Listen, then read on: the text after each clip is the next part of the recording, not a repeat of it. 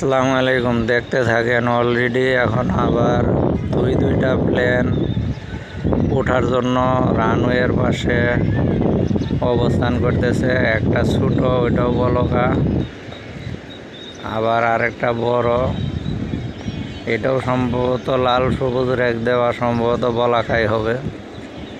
আর যদি বলাকা না হয় তাহলে প্লেনটার নাম বলে দিব। সম্ভবত আগে ছোট প্লেনটা সিগন্যাল দিবে, দেওয়ার জন্য মানুষের মনে অনেক আশা আকাঙ্ক্ষা, দূর দূরান্ত থেকে প্লেন দেখতে আসে। ওই রানওয়ের পাশে সন্ধ্যার সময় লক্ষ লক্ষ লোক আসে এই প্লেন ওঠানামা করার জন্য। আর আমরা আল্লাহর রহমতে বাসার ছাদে উঠলেই প্লেন ওঠানামা দেখতে পারি।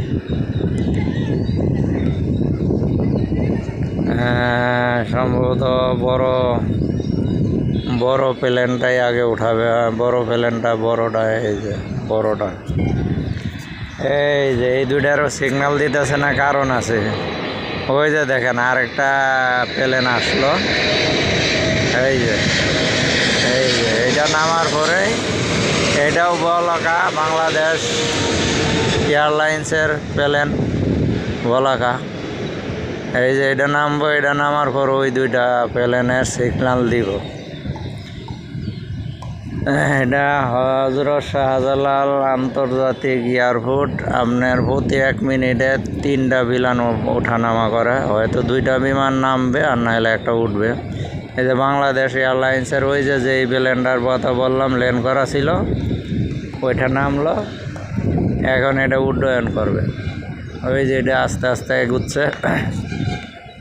ওইটা যখন ঝাঁপ দিয়ে উড়াল দিব, এমন একটা শব্দ করব, মানে প্লেনের যত শক্তি আছে সব একত্রিত হয়, হওয়ার পর রানওয়েতে দৌড়াইতে থাকে। পরে যখন আপনার গিয়ার ফেলেতে ঠাস করে এটা উপরের দিকে শূন্যতে দৌড়তে।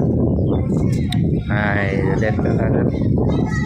ওই যে আর একটা উপজাতি ছেড়ি টি-শার্ট আর প্লাজ উপরে দৌড়াচ্ছে ছাদে। ওই যে দেখেন বাংলাদেশ